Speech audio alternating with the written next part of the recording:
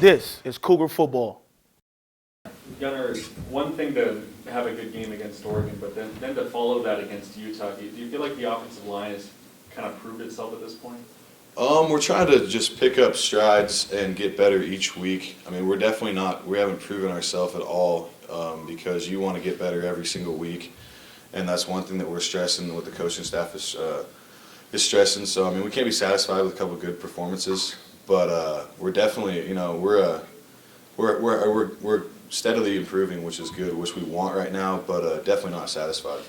Has the unit shown that it can go out and play a very good, confident game against anyone you're going to see in the conference? Yeah, and I think we believe in ourselves, and we practice hard, and we do good in practice and do well in practice against our D line, and I think our D line has shown that when they're on, they're one of the best D lines in the country, so that gave us confidence through fall camp and stuff when we're stopping them.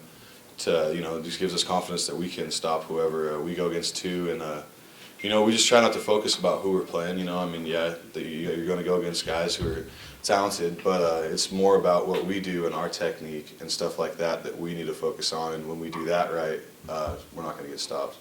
You guys always preach, don't look at the scoreboard, just focus on one play at a time. I mean, is there a better kind of teaching example of that than a game like that where you come down from 21 points? Yeah, see, I mean, that in my life, that game was probably the biggest thing on that right there. It's just because we were down 21-0. I mean, you're not supposed to look at the scoreboard, but everyone knows, we know we're down 21-0. But the best part about that was everyone just kept, believed we were going to win the game, even when we were down 21-0 in the first quarter, and we kept grinding, and everyone had that look in their eyes and the determination that we're going to win this game. And it's something that it was the first time since I've been here that's happened, that where we were down quite a bit, and we came back, and everyone on the whole team believed and had a look in their eye like we're going to get this done.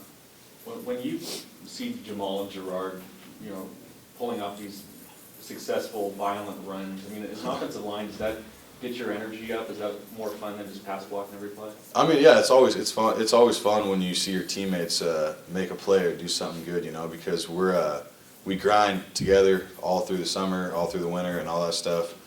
And when you see them make a good play, it really makes you feel good, and that's why you play football. You play for your teammates. You're out there, and that's why we do what we do. And just like I'm sure they get pumped when we make a good block, or we give Connor all the time to throw the ball, and he makes a good completion. I mean, we're all pumped because we're a team, and that's one thing that we're starting to click right now, and we're playing for each other. And that was the Utah game. The defense had a heck of a game, and it was up to offense and special teams to pick it up, because we felt like we owed them one because they were busting it out there, and it was on us to get back in the game because they were doing their job.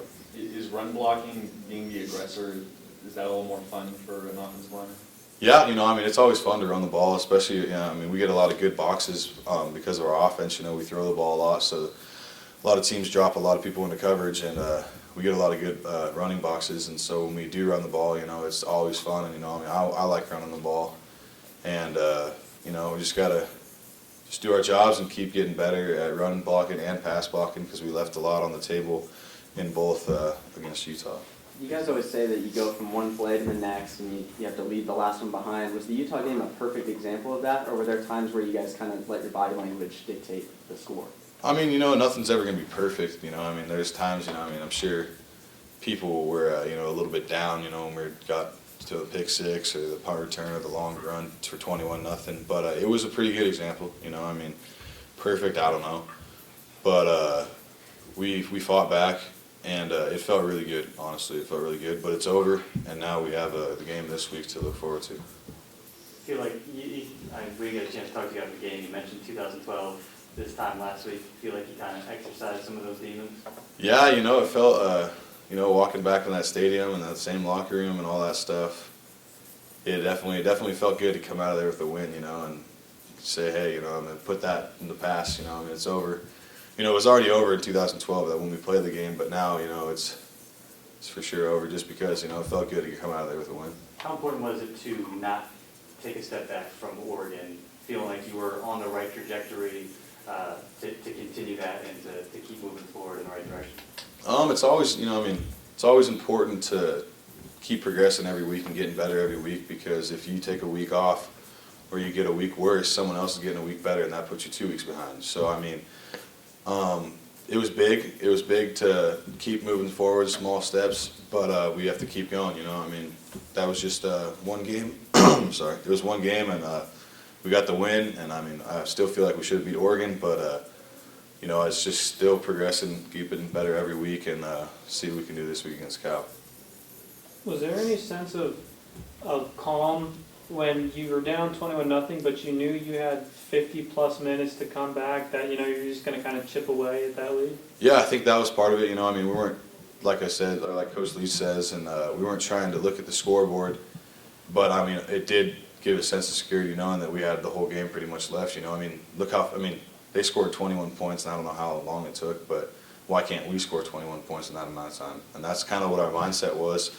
And, you know, I mean, through the adversity came in the game, and we just kept grinding and trying to, you know, not look at the scoreboard and just keep playing until the clock said 0, and that's what we did, and we came out with a win. It was good. I saw that video that Bub Lover posted on Instagram of what that was like in the locker room. Just take me through the emotions and that celebration there. It was pretty cool. I mean, we came in the locker room, and you know, we're pretty excited just because we've had a lot of games here where we've been trying to come back from behind, we've fallen back, and you know, we let it slip, and it hurts. I mean, it honestly does. Losing, there's nothing worse than losing, so it hurts when that happens. But you know, this game we pulled through. We believe in ourselves. We fought the whole game.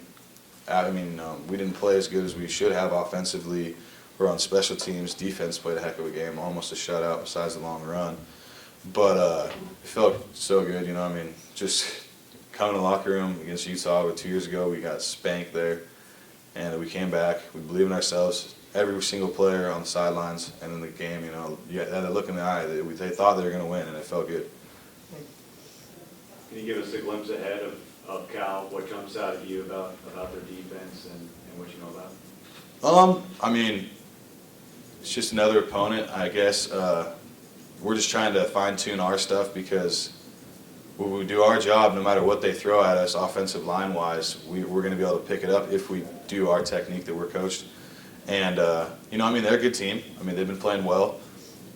They get after it on defense. They play hard, you know, I mean, but we're just making a point to do our fundamentals right and get those sound because the better we are at those, the better we'll play. And, I mean, no matter what they throw at us, we'll be able to stop it right at the point of attack. So, I mean, they're a good team. They're going to play hard, you know. There's no need to take anyone in the Pac-12. Anyone can beat anyone any week.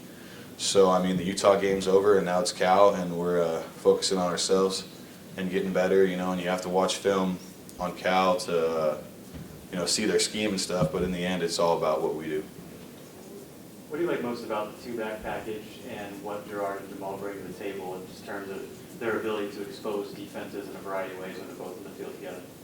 You know, it's fun having both those backs out, especially because we, I mean, you got both those guys on the field. They both run hard. They both play their tails off. I mean, and it's just fun to see what they can do when they get in the open field, you know. And it's just really, we just have to pick it up because we're leaving a lot on the table with the runs. I mean, we just have to finish blocks and stuff up front because then we're going to really see what those guys can do. Questions on the line for Gunnar Eklund.